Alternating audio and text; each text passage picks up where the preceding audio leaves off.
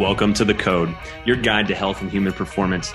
I'm your host, Dr. Andrew Fix from Physio Room, a performance-based rehab facility here in Denver.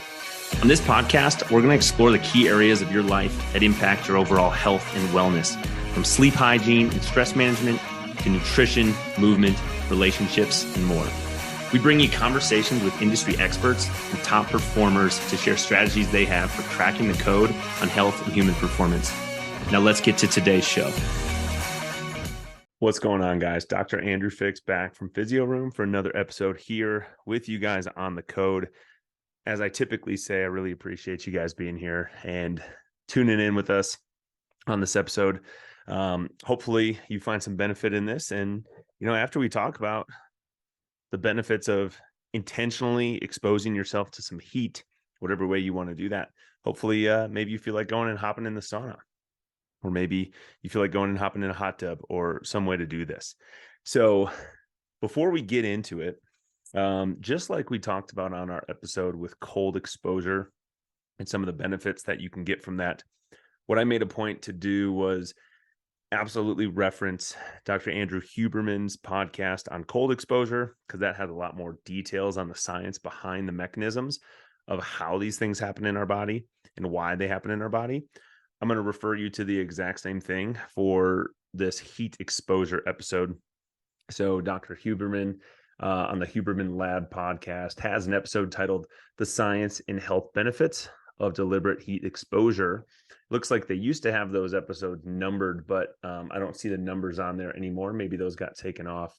But absolutely refer back to that one. That's going to have a lot more of the science and the data and really diving deep in the research articles on this topic.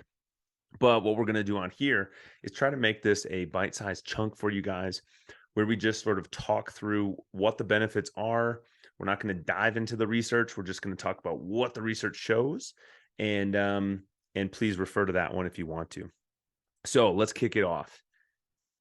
Are you someone that already uses saunas? Do you use saunas? Do you use hot tubs? Do you use some form of heat exposure?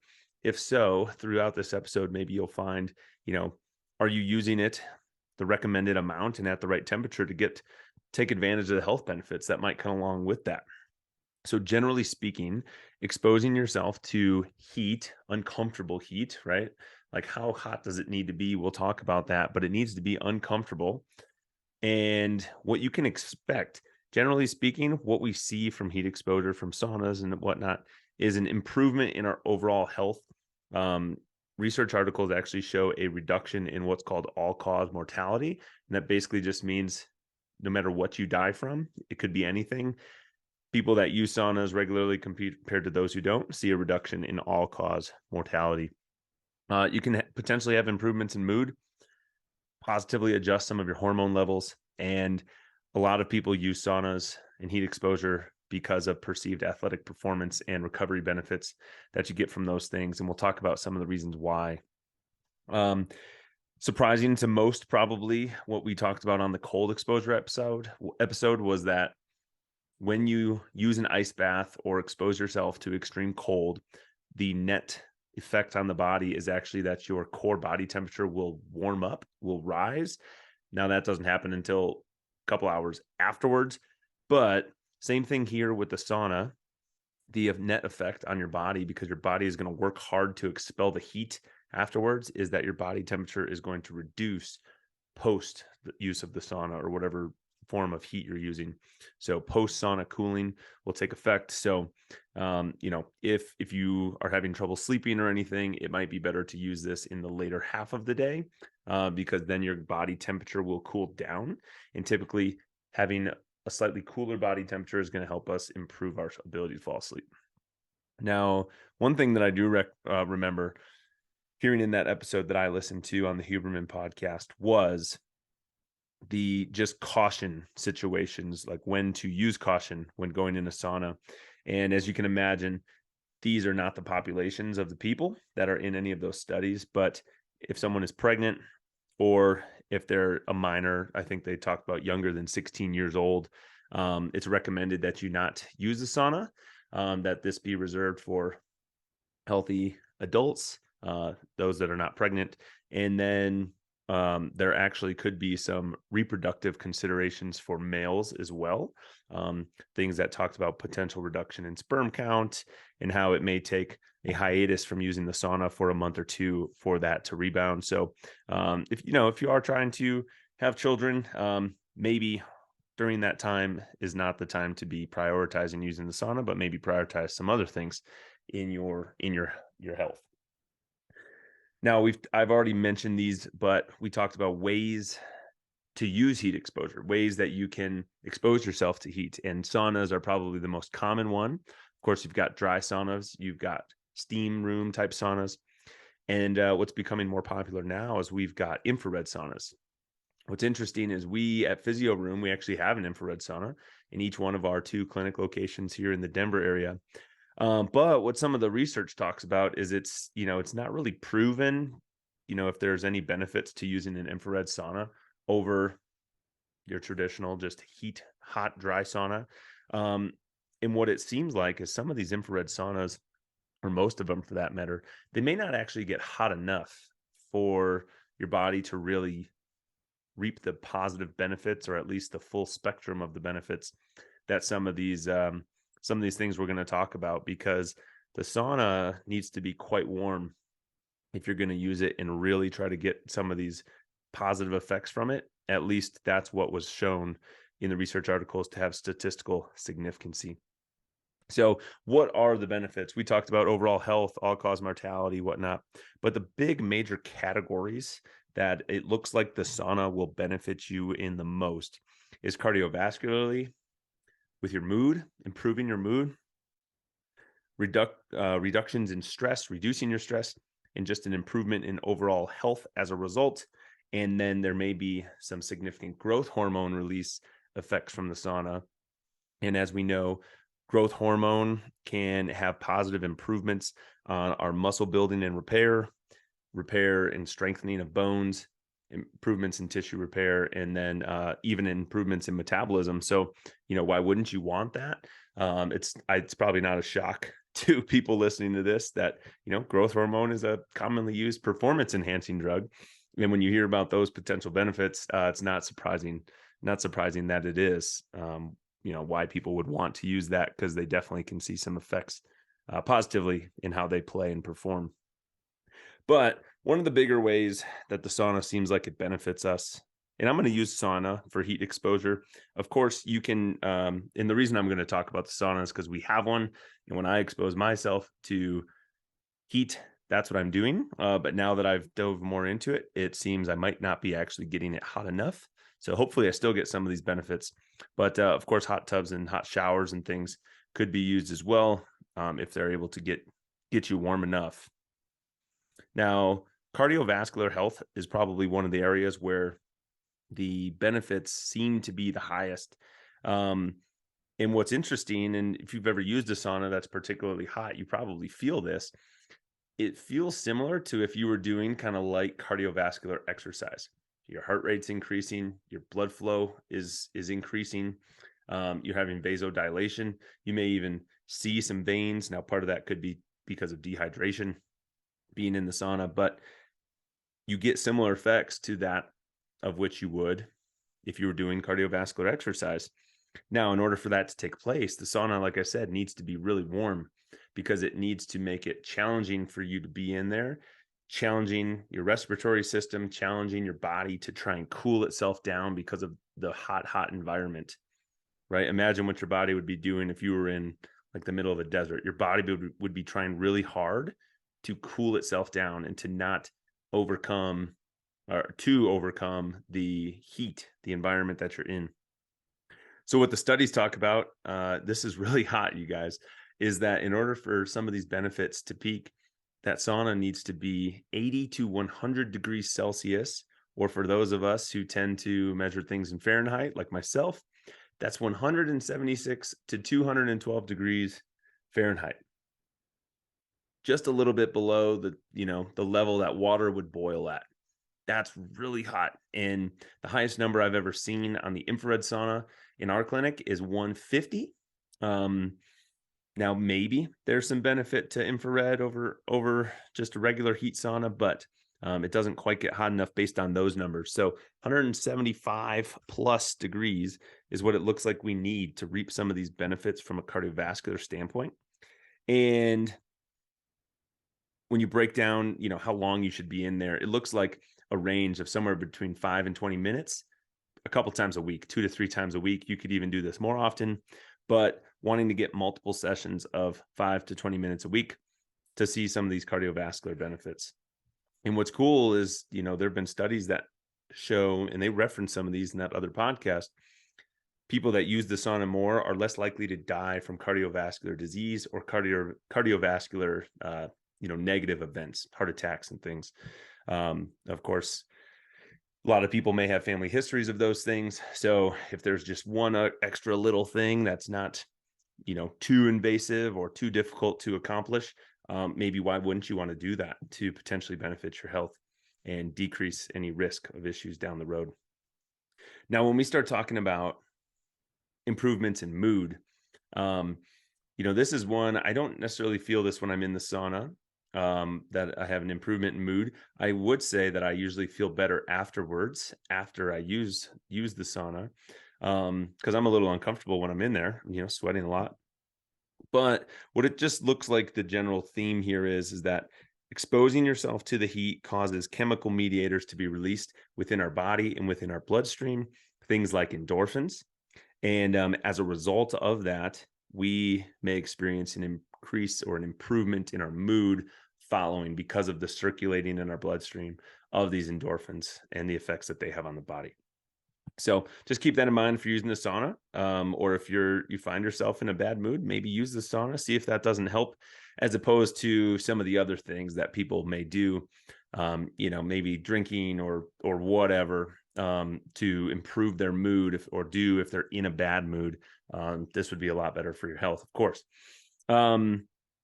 Now, the area that I probably used the sauna for the most, when I heard that this is one of the benefits, that's pretty much when I started using the sauna, was on the heat's ability to cause reduction in stress or improvement in our stress response, and just improve our overall health. So over time, what it seems like happens or can happen as a result of sauna use is a reduction in cortisol levels.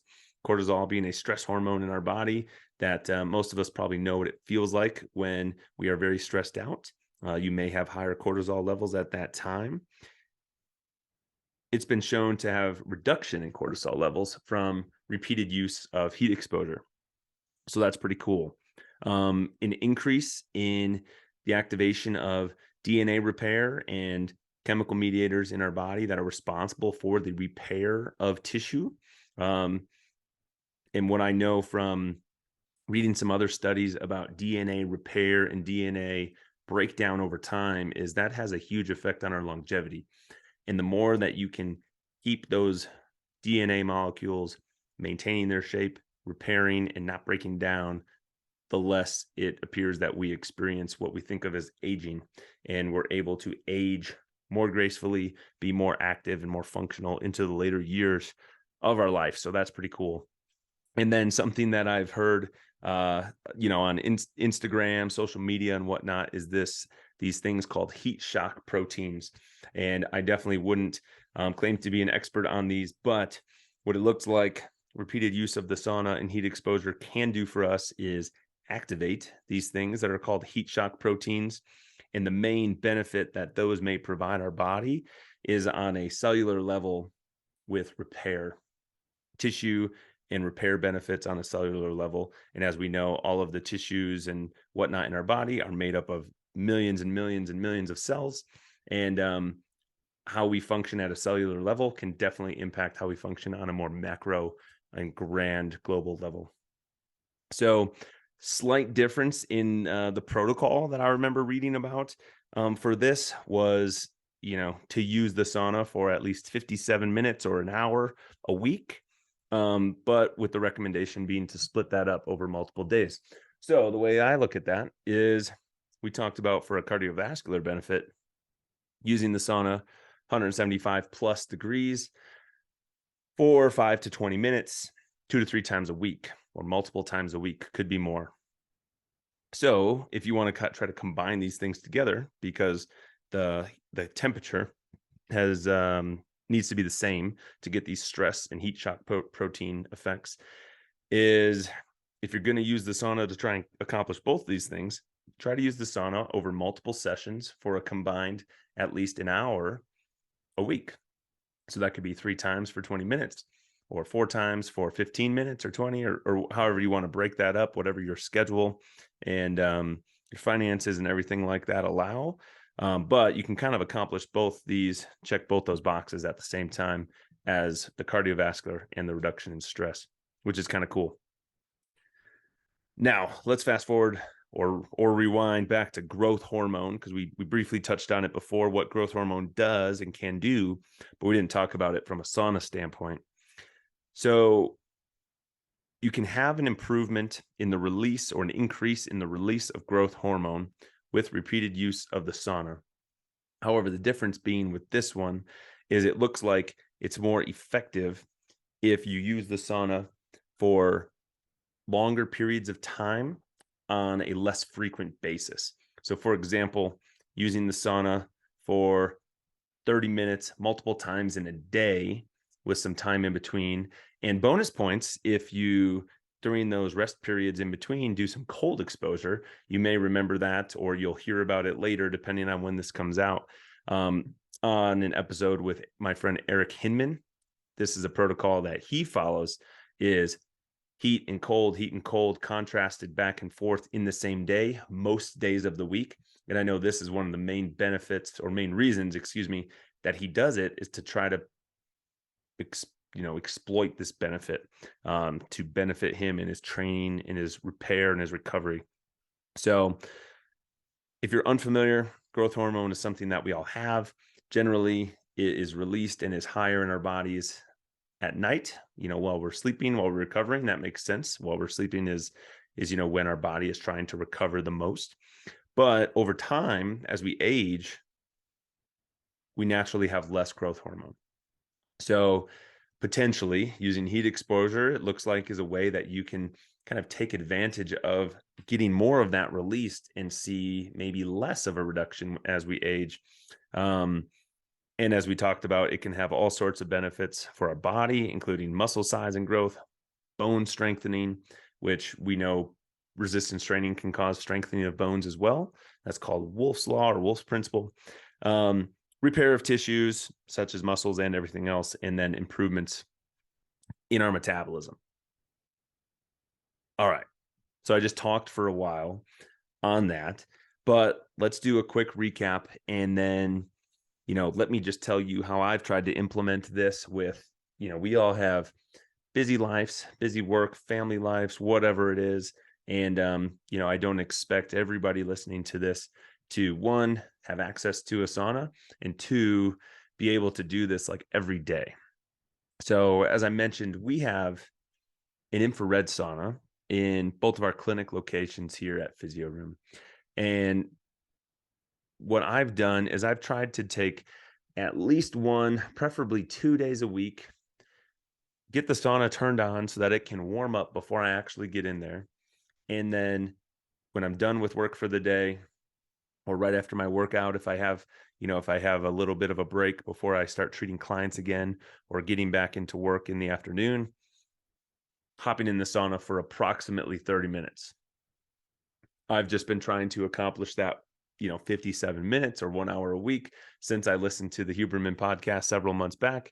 And, the way that I've been able to fit that in my schedule the most is 2 sessions as opposed to 3, for just a little bit longer at a time, because then I have to hop in the sauna fewer times per week.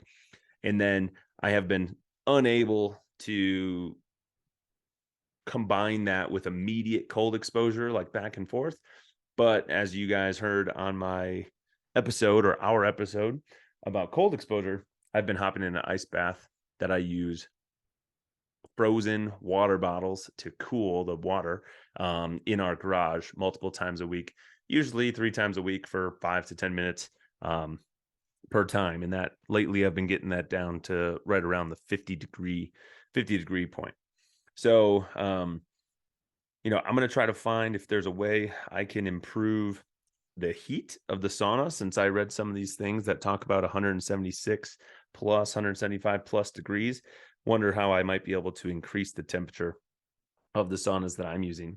But if you have access to a hot tub, you may be able to accomplish some of these benefits.